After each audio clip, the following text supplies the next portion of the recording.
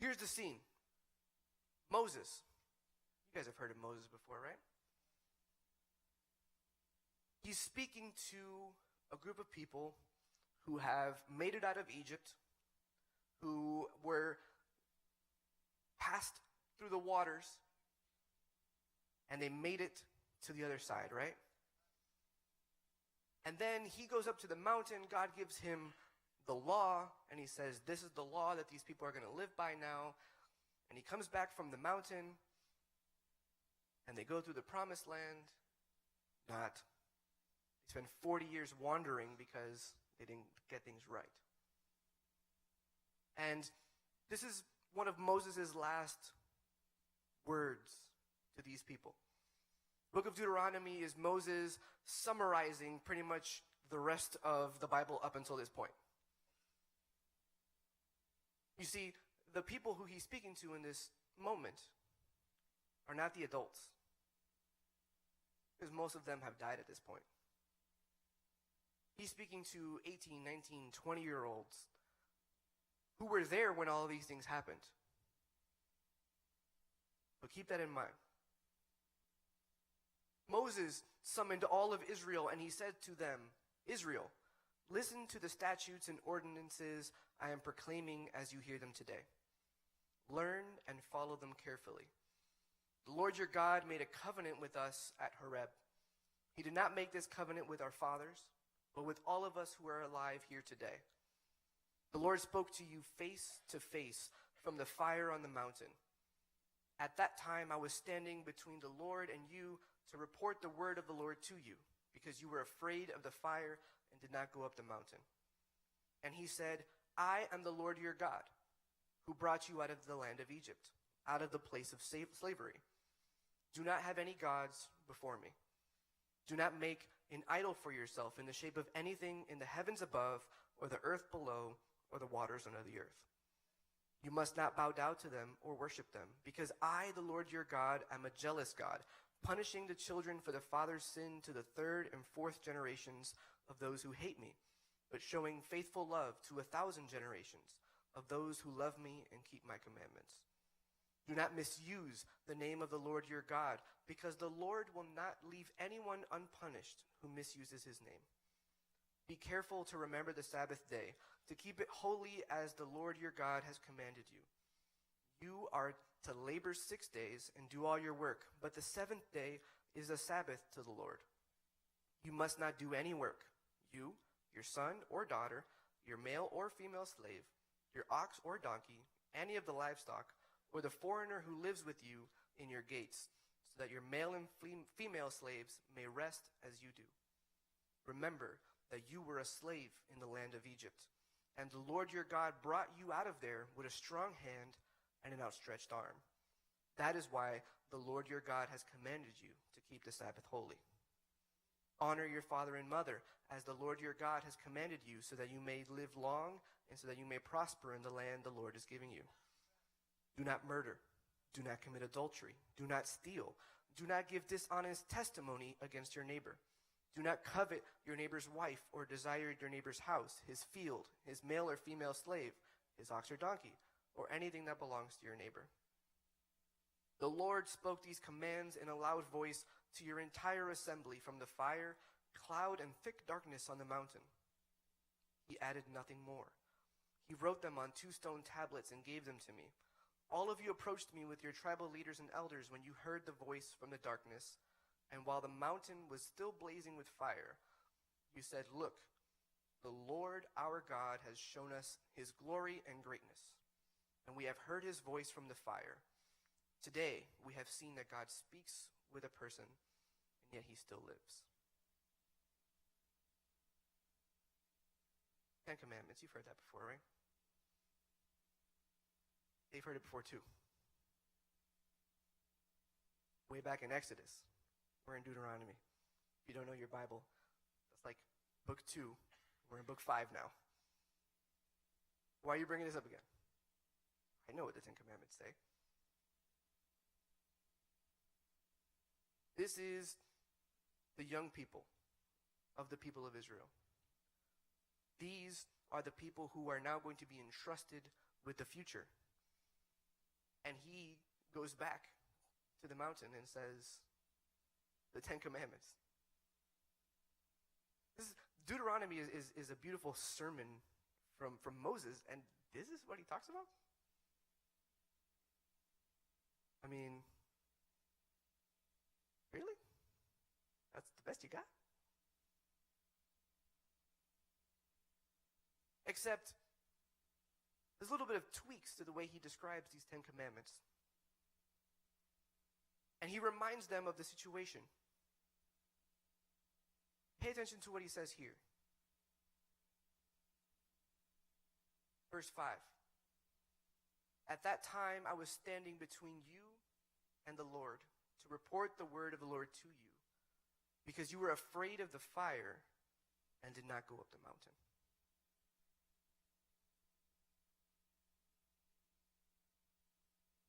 You were afraid of the fire and didn't go up the mountain.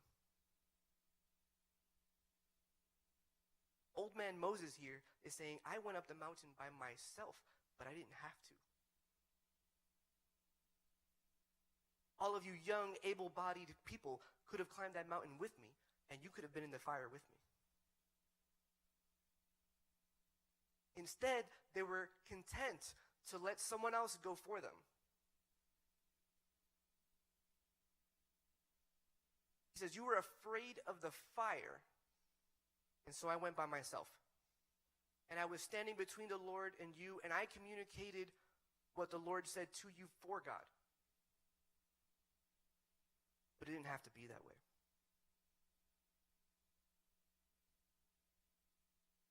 How many of us are content to let our pastors go into the fire for us? Are content to let them hear the voice of God? To let them go up the mountain? See, the mountain was on fire because God was there. It wasn't a fire that was going to consume them. It was the presence of God. But they preferred to sit back and let the pastor go up. Hear the voice of God. You see, they were afraid that they were going to die. They're afraid that this fire is going to kill them. But I think there was more to it than that. See, I think if we can be honest, there are many times where we see other people go into the presence of God, and we know that God speaks to them, but we fear that if we ourselves go there, we might get some commandments that might be some hard to follow. We might hear God give us some limits that we really don't want. And so we'll let the man of God go up the mountain.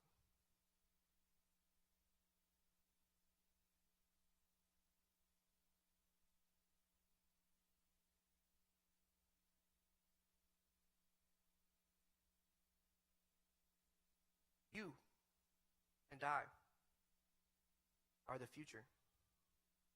And there will not always be a Moses to go up the mountain for us. And so he reminds them of what God said because they refuse to hear it for themselves.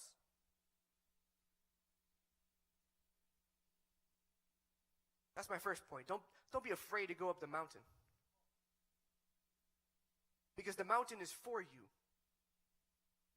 What you're going to hear on the mountain is for you. It's not for the pastor. It's not for your leader.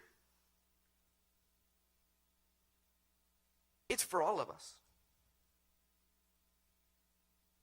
You see, we're all supposed to be on the mountain together. It's not supposed to be one of us always in the presence of God. Oh, one of us is always on fire. One of us is just always plugged in. And we're happy that that person is on fire for God. Just don't ask me to go with him up the mountain.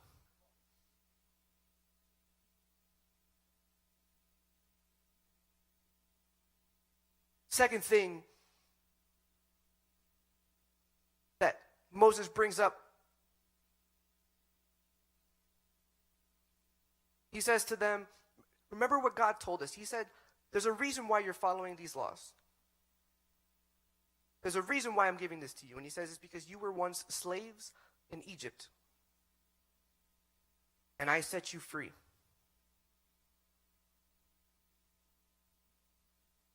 Point 2. We have to learn to look back but not go back. See, he tells them to remember Egypt, but not for the reasons that they wanted to remember Egypt.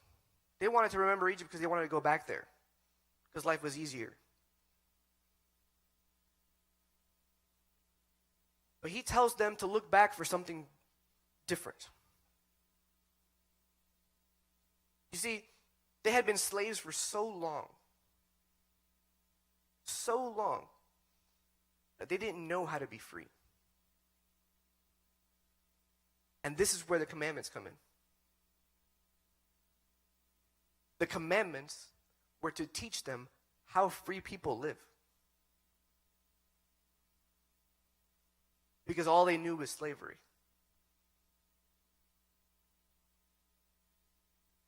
None of us have ever been enslaved by a country. At least I don't think anybody here has. But I'm pretty sure you can think of some of your own personal struggles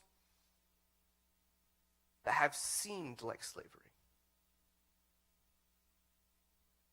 That have seemed like you can't get out of them and you're trapped.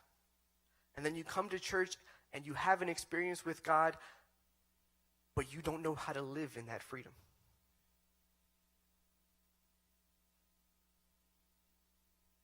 This is when you look back and you remember, I was a slave, but I'm not anymore.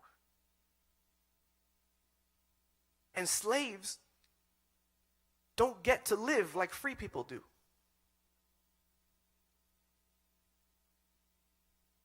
Free people get to love God.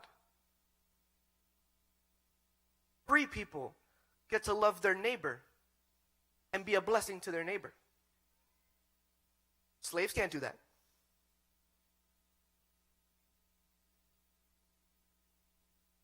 I've been struggling with some students. For those of you who don't know, I work at the school next door, and some of them have come to me about some issues at home, and just saying it's just I don't. My parents have too many rules. I don't want to be home anymore. I want to run away. I don't want to do things their way. And see, some of you, when I said the 10 Commandments, that's the first thing you thought of. It's just like, here we go, another church sermon about rules that I have to follow.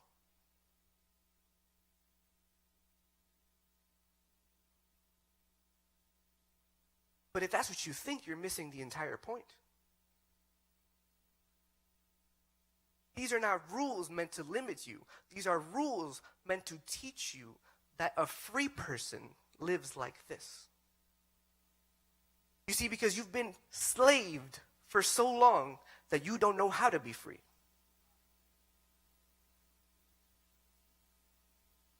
Listen to these commandments. You should have no other gods before me, because I was the one who set you free. And this is my favorite one. You shall have no idols before me. If you've been with me in Bible studies the past couple Tuesdays, you'll know that I'm currently resisting the urge to reference Genesis 1 through 3. You want to know what that means? Come on Tuesdays. But you'll also know that when God says, let us make man in our image, that word image is the exact same word as idol in the rest of the Bible. It literally means statue. You want to know why you're not supposed to have idols? It's because you are an idol.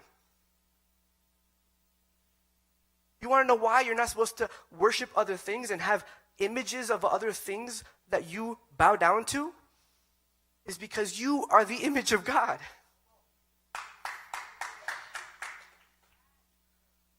So when God tells you to stop and let go of that idol in your life, He's not trying to add more rules to you. He's not trying to bring you down and cramp your style. He's reminding you that you are free and you are made in His image. And when you are made in the image of God, you are a blessing to the earth. You are free to love God. You are free to live the way God designed you to live. We have to look back and remember that we were slaves at one point. But then now we are free to live a different way. He says, don't make any idols before me. He says, if you mess up, know that I'm a jealous God. And I'm going to punish up to the third or fourth generation. But wait a second, there's more. I feel like those, what was it? ShamWow commercials or one of those infomercials. But wait, there's more. If you mess up, I take it seriously. I'll punish up to the third or fourth generation. But I will show faithful love up to 1,000 generations to those who keeps my commands. I'm not asking you to be perfect. You mess up, there will be consequences. But man, if you get it right, there's blessing up to 1,000 generations.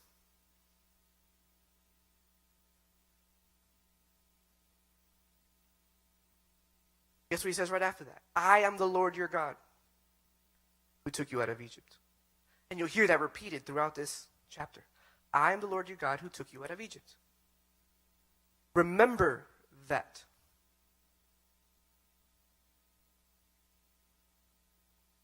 I've titled this message Remembering Forward for that exact reason. Because we got to remember our way into the future.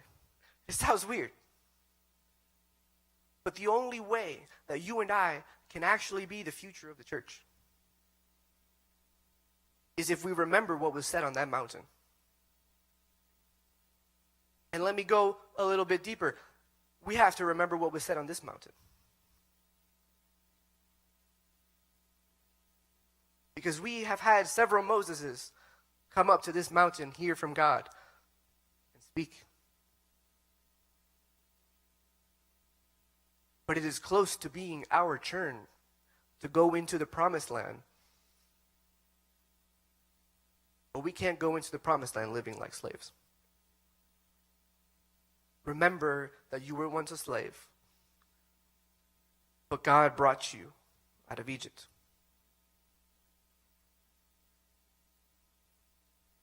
This is why he says, honor your father and mother. Kids hate that one, parents love it. I remember as a kid, sorry guys, I was always a sarcastic Bible nerd. And I did not use that power for good growing up. And I remember I would disobey my mom, and she'd be like, the Bible says, honor your father and mother. And I said, keep reading. It says, don't exasperate your children. Which is true, but that's not the right way to bring up that point. As young people, we don't like hearing that we have to honor our father and mother. But it's so much more than just following the rules that you have at home, coming home during the curfew. It's just so much more than that. It's remembering that the legacy you are about to carry comes from somewhere. It's remembering that you were not born out of nowhere, that you come from a family that was designed to represent God's blessing to the earth. That's what honor your father and mother is. Honor your father and mother is your parents have been praying for long before you were born. steadying their faith. And one day that torch will be yours.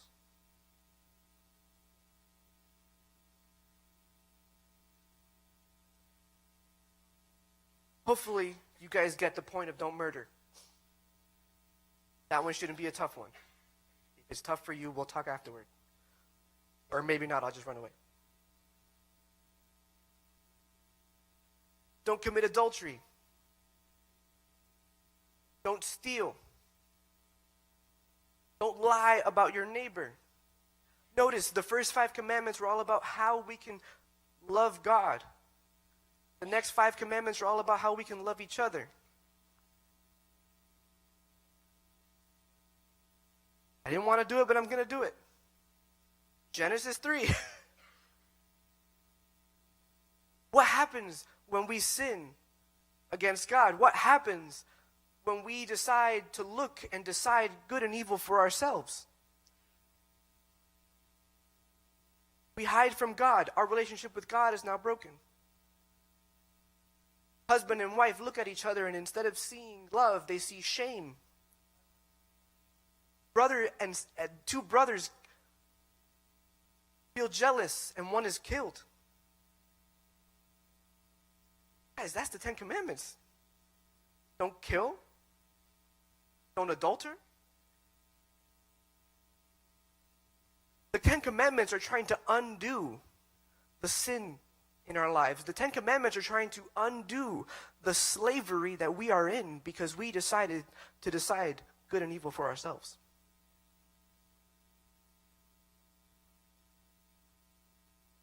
There's so much more than just rules.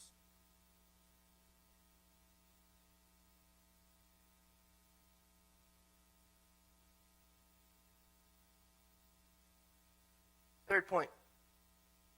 My last point. Recognize the voice and move forward. Earlier in the book of Deuteronomy, we are told that the people of Israel had heard the voice of God, but it sounded fuzzy. Couldn't really tell what it was saying.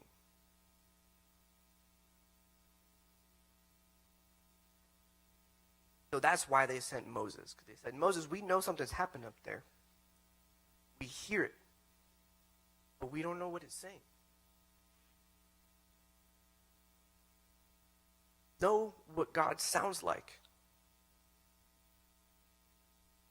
You will know what God sounds like when you have heard him through enough Moseses. But if you shut out their voices, if you shut out those who have been in the fire, that voice will always be fuzzy to you.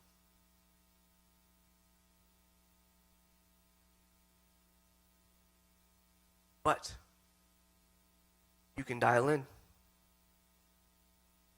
You can learn that the voice of God always sounds like the one pushing you toward justice and not evil, toward righteousness and not sin. You can learn to not just hear the voice and it's kind of fuzzy, but to know what it's saying. You will become the Moses in someone's life. That is ultimately the point of Moses telling them this. He says, you were supposed to be up there with me because you're the future. I'm not. Moses knows he's not going to the promised land. And in Moses' last days, God lets him see it, but he never goes there. Who goes in? The people he's preaching to right now.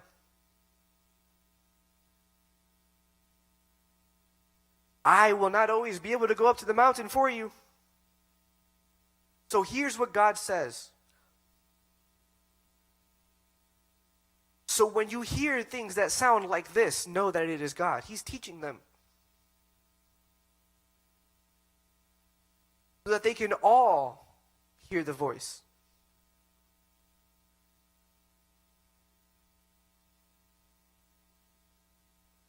I'm not old. When you're 27 years old and you're constantly working with like 14-year-olds, you start to feel old. And you could ask my wife, one of the struggles I've had at home is I've kind of been having a quarter life crisis. Okay? Yeah, midlife crisis you have in your 40s and 50s, I'm not quite there, so this is a quarter life crisis. And I've been asking, I've just been, God, what does the future look like for me? I'm 27, what have I done? My life, I've squandered my youth. Right? I'm only 27. I have the whole world in front of me, right? But these are the conversations I have at home. What does the future hold? Where am I going? And as I was preparing this message, it really hit me because God was speaking to me this exact same thing. He was saying, if you want to know where to go, remember. Remember your way forward. I have been blessed to be a part of this church since I was 12 years old. But if I'm honest,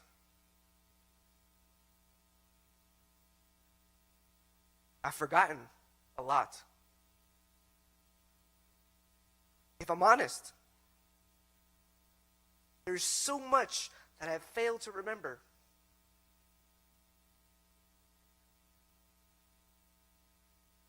All the times that men of God went up to the mountain, that God says, and all the times that I failed to go up there with them. And now here I am in my quarter life crisis, being reminded that the way to the future is to remember what God has said.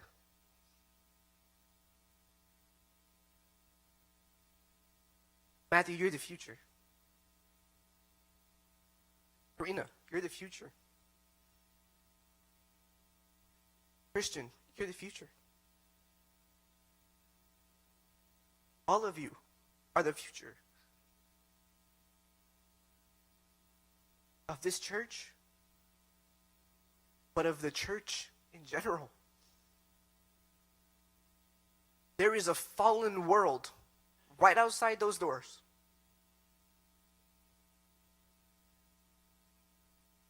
That needs people who are not afraid to go up the mountain. That needs, desperately, someone to teach them what a free person lives like. And if you are waiting for Moses to go out there and do it for you, you are wasting time.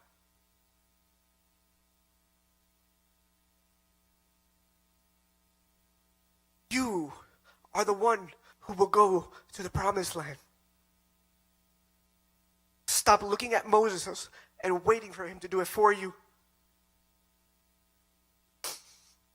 Stop being afraid of the fire because it's yours. It belongs to you. Stop shutting out the voice because you don't like what it says.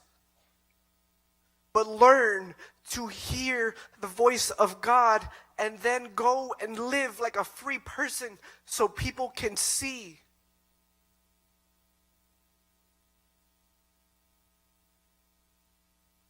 This chapter, it ends with these words. It says, follow the whole instruction of the Lord. I didn't give it to you guys before, but it's verse 33. It says, follow the whole instruction of the Lord your God has commanded you. Why? So that you may live, so that you may prosper and have a long life in the land that you will possess.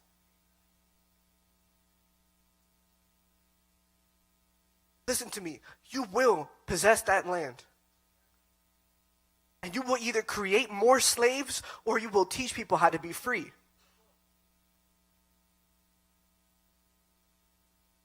And what determines that is your willingness to go into the fire and hear the voice of God. There are plenty of people out there making more slaves. The world doesn't need more of that. There are plenty of people out there willing to take their brokenness and to break more people. The world does not need more of that. And as long as you see these rules as limits, you are still a slave.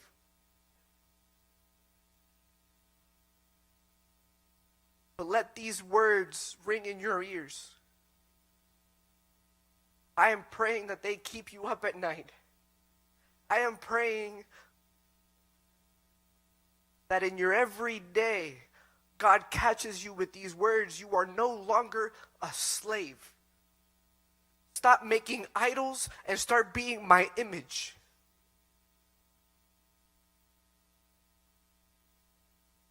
You're not in Egypt anymore. And the promised land is waiting. But it's up to you if it's a blessing or a curse.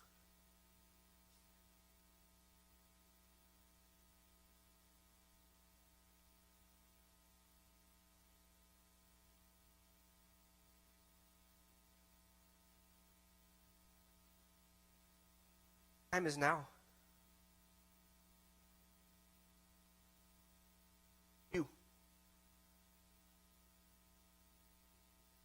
All the wrongs that you see,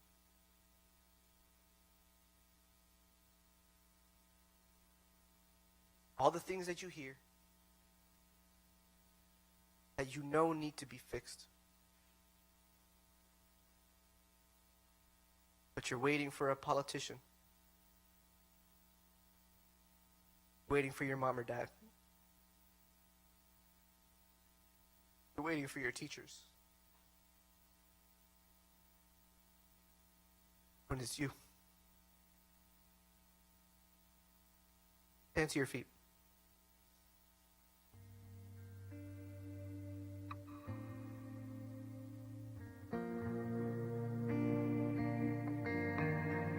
I didn't come here tonight to make you feel bad. Anybody could do that.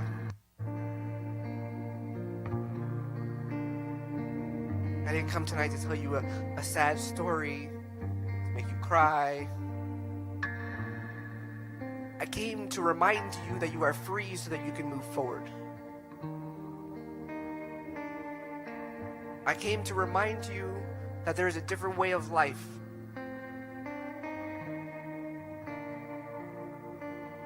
That there is a way to live that will not only set you free, but will set those around you free. And if you hear this message today, and you want to go up to the mountaintop,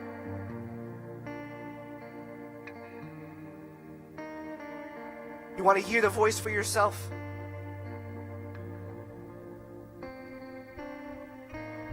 you want to live in freedom, come. The mountaintop is yours. The presence is yours. God is waiting for you on the mountaintop to speak to you, to set you free,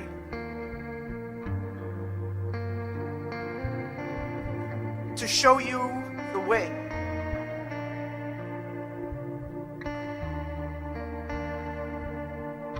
Leaders, if you could help me pray.